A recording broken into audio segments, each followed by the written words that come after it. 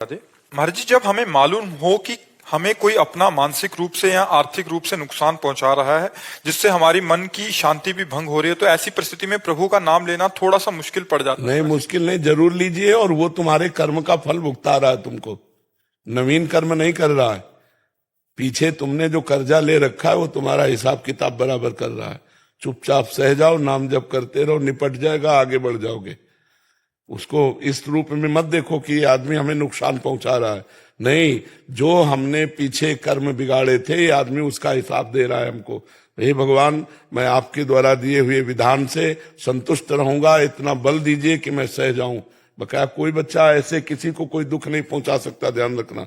अपना पुत्र हो या शत्रु हो, यदि आपकी हानि कर रहा है तो आपका पूर्व जन्म का हिसाब निपटा रहा है। नहीं तो मित्र बनकर सहयोग कर सकता था।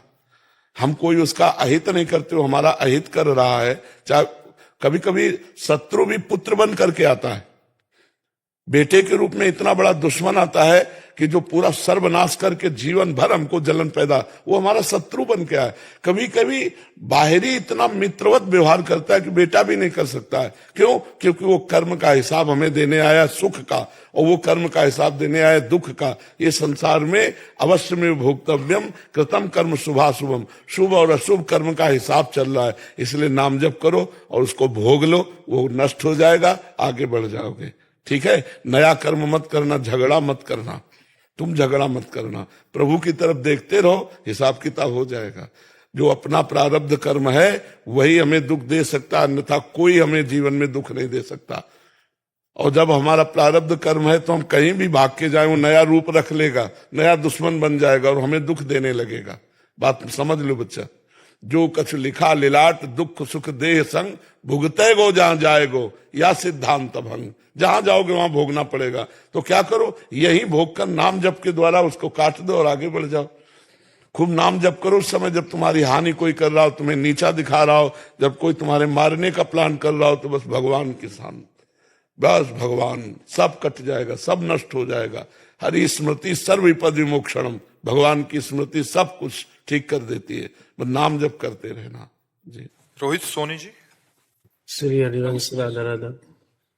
महाराज जी, आपके चरणों में कोटि कोटि प्रणाम। महाराज जी, मेरा प्रश्न है कि मैं अपनी आत्मा का शुद्धिकरण कैसे करूं? मेरे मन में बहुत तरह के विचार एक ही समय में आते हैं, एक ही की। आत्मा कभी अशुद्ध नहीं होती। आत्मा परम पवित्र निर्विकार सच्चिदानंदमय। अंतःकरण, अंतःकरण अपवित्र हो जाता है। विषय चिंतन, गंदी बातों का चिंतन, गंदी बातों के चिंतन के अनुसार क्रियाएं, तो इससे फिर हृदय पाप में मलिन हो जाता है। अंतःकरण, आत्मा नहीं, है ना? क्योंकि शास्त्रीय शब्दों का ज्ञान हो तभी तो पता चले। आत्मा निर्विकार है, चेतन अमल सहज सुख राशि, ईश्वर अंश जीव अविनाशी, चेतन अमल सहज सुख राशि। अमल माने निर्विकार, चैतन्य, भगवान का स्वरूप है आत्मा, वो कभी मलिन नहीं होती। मन, बुद्धि, चित्त, अहंकार, ये अंतःकरण चतुष्टय हैं, ये मलिन हो जाते हैं। इनको ठीक करने के लिए कलिकाल में सर्वश्रेष्ठ साधन है भगवान नाम जप। जब 3 प्रकार का होता है, एक वाचिक राधा राधा राधा, एक मानसिक। वाचिक उपांश और मानसिक, जैसे बने तैसे खूब नाम जप करो, भगवान की लीला कथा सुनो, दूसरों का उपकार करो, इससे हृदय बहुत जल्दी पवित्र हो जाएगा। ठीक है? नाम जप करने वाले का हृदय कहीं तीर्थों में जाए या ना जाए, वो घर बैठे अपने हृदय में सारे तीर्थ प्रकट कर लेगा यदि नाम जप कर रहा है। नाम जप करो। कौन सा नाम प्रिय है? राधा राधा शिव सब ही प्रिय है मेरे। हाँ, करो, खूब नाम जप करो। वो काउंटर रख लो। शंकर जी हमारे घर मतलब गांव में है। काउंटर समझते हो? जी जी जी। किसे कहते हैं? जो आपको यहाँ पे पहनते हैं और जब किया जाता है। हाँ, क्योंकि माला रखना तो नए बच्चों को थोड़ा संकोच लग सकता है, तो काउंटर रख लो, उससे गिनती करने में सुविधा रहती है कि आज कितने जप किए, तो उससे लोभ बढ़ता है जप करने का। ठीक है जी। महाराज जी, मैंने शब्द गलत लिए हैं, उसके लिए क्षमा चाहूंगा।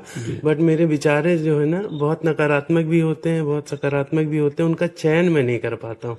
आप पहले कुछ दिन नाम जप करो, थोड़ा बुद्धि प्रवीण हो, वो फटाफट निर्णय कर देगी। नकारात्मक सोच को काट के फेंक देगी, सकारात्मक सोच को क्रियात्मक कर देगी। बहुत आनंद आने लगेगा। पहले नाम जप करो, हाँ नाम जप करो, आज से शुरू करो नाम जप। काउंटर एक खरीद लेना जी जी और कम से कम 50,000 नाम रोज तो जप करो। जी। ज्यादा समय नहीं लगता, उठते बैठते चलते फिरते यात्रा करते भी आप उसमें जप सकते हो। राधा राधा राधा राधा। 50,000 तो छोटे छोटे बच्चे जप लेते हैं यहाँ। ठीक है जी। सुनील शर्मा जी, वैष्णो देवी कटरा से। जय श्री राधे। जी राधे राधे महाराज जी, आपके चरणों में कोटि कोटि प्रणाम। महाराज जी, इस युग की विषम परिस्थितियों में जहां सब अपने अपने कार्य क्षेत्र या पारिवारिक दुविधाओं में उलझे हुए हैं, तो कैसे आज पूर्णता भक्ति मार्ग को अपनाया जा सकता है? उसी को भक्ति बनाना है, हमें अलग से भक्ति नहीं करवानी। अगर हमारे सत्संग को आप ध्यान से सुनो तो हम अलग से कभी नहीं कहा होगा कि अमुक अगरबत्ती ले आओ, अमुक घी ले आओ, अमुक बत्ती ले आओ, अमुक हवन सामग्री। कभी किसी सामग्री की वार्ता ही नहीं हुई, आज तक किसी सामग्री की वार्ता नहीं हुई। आज अगर हमारी वार्ता है तो बस जो तुम कर रहे हो उसे पूजा बना लो। कुछ तो कर रहे होगे, बहुत कुछ कर रहे हैं लेकिन संतुलन नहीं बन पाता कि क्या हम ठीक कर रहे हैं, अपना काम भी कर रहे हैं। हाँ बस ये बात समझना है कि जो आप कर रहे हो वो ठीक होना चाहिए, अधर्म युक्त नहीं होना चाहिए, पाप कर्म नहीं होना चाहिए। अगर वो ठीक धर्म युक्त कर्तव्य कर्म है तो वही आपकी भक्ति है। बीच बीच में नाम स्मरण करते रहो।